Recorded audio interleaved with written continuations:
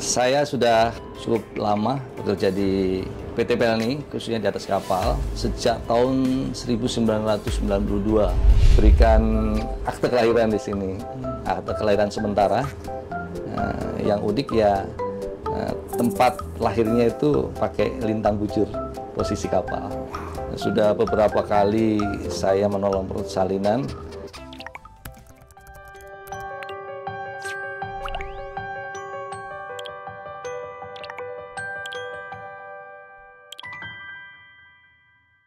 Nama Yusuf Suryanto, petugas kesehatan di atas KM Dopun Solo. Saya sudah cukup lama bekerja di PT Pelni, khususnya di atas kapal, sejak tahun 1992. Pendidikan terakhir kami dari Akademi Kesehatan Departemen Kesehatan, dan begitu lulus, tidak lama saya mendaftar di Rumah Sakit PT Pelni Petamburan dan ditugaskan di atas kapal. Pengalaman di atas kapal cukup menarik karena kita bertemu dengan berbagai macam suku, karakter.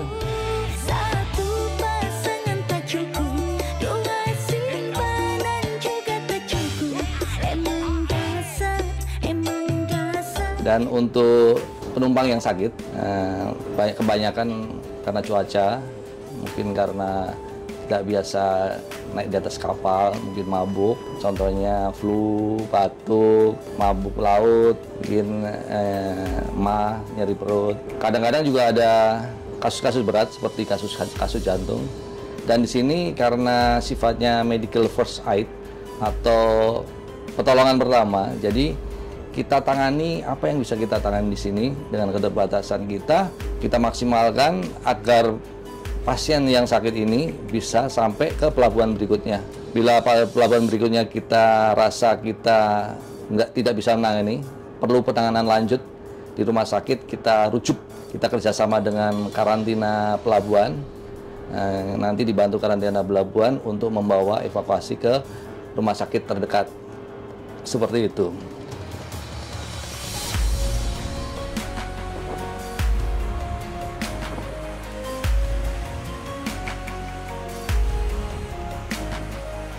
Sebenarnya pinter-pinter kita sih mengatur waktu, dimana kita jam istirahatnya hampir tidak normal ya. Jadi begitu tidak ada pasien ya kita usahakan sebisa mungkin untuk istirahat seperti itu. Yang penting kita jaga kondisi sih. Curi-curi merem sedikit.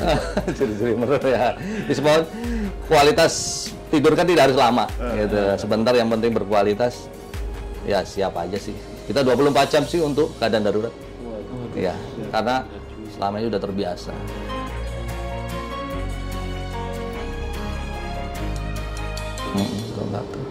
Biasanya kalau pas embarkasi, pas penumpang naik, nah disitulah kita ikut serta memonitor saat penumpang naik.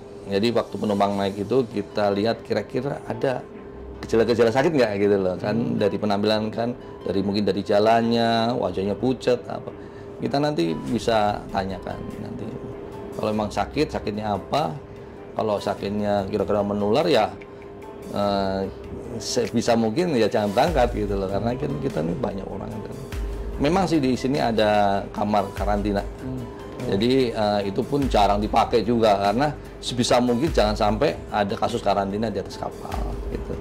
Biasanya kita kerjasama dengan karantina pelabuhan, saya laporkan, ini ada pasien nih, kira-kira bisa naik nggak? Kalau beliau bilang, oh nggak apa-apa naik, mereka bikin surat pengantar. Kalau mereka bikin surat pengantar ya sudah, kita nggak bisa nolak, gitu loh. Yang penting surat itu ada untuk pertanggungjawaban kita di atas kapal.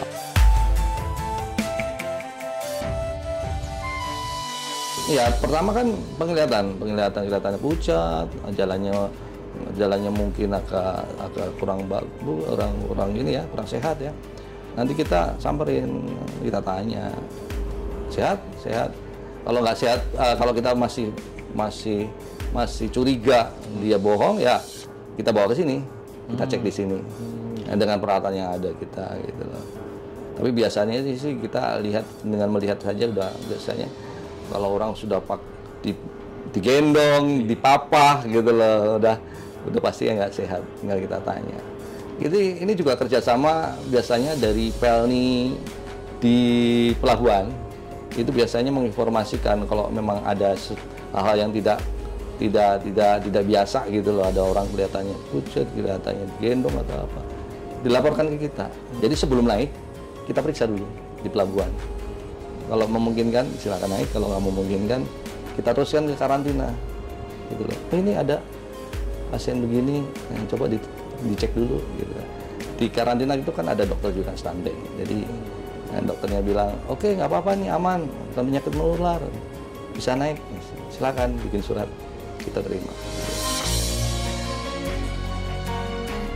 Ada namanya penyakit kayak serangan jantung kan, itu awalnya kadang nggak apa-apa karena memang ya sebenarnya sih memang gejalanya sebelumnya pasti ada, cuman kan mungkin dia nggak terasa pas di kapal serangan itu terjadi, ya apapun yang kita bisa berikan tindakan kita beri tindakan. Yaitu tadi sekemampuan kita di sini karena keterbatasan alat dan obat, kita sifatnya medical first aid atau pertolongan pertama.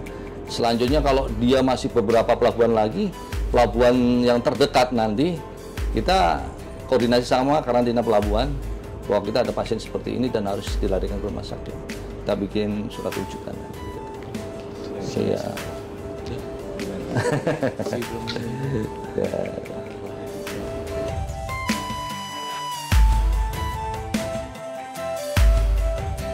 Kadang-kadang juga ada kelolosan ya orang hamil tua yang sebenarnya menurut aturan Pelni sekarang tidak boleh lebih dari 7 bulan, tidak boleh berangkat untuk berlayar.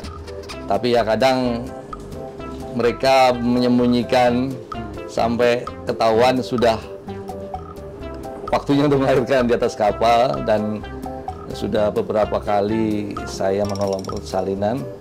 Ya alhamdulillah partusnya atau hamilnya dalam keadaan normal. Ya, jadi bisa kita tolong dan selamat gitu. Dan biasanya kita berikan akte kelahiran di sini, akte kelahiran sementara. Yang unik ya tempat lahirnya itu pakai lintang bujur posisi kapal, seperti itu.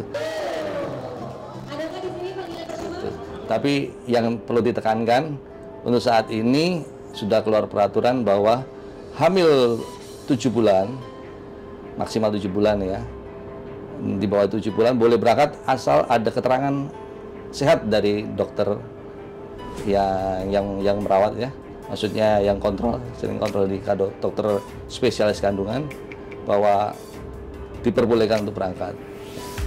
Itu saja untuk menghindari hal-hal yang tidak kita inginkan di atas kapal karena keterbatasan kita.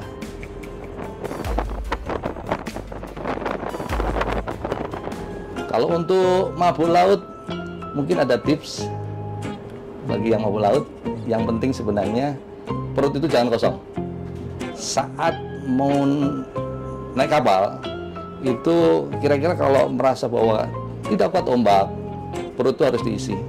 Ya, perut harus diisi.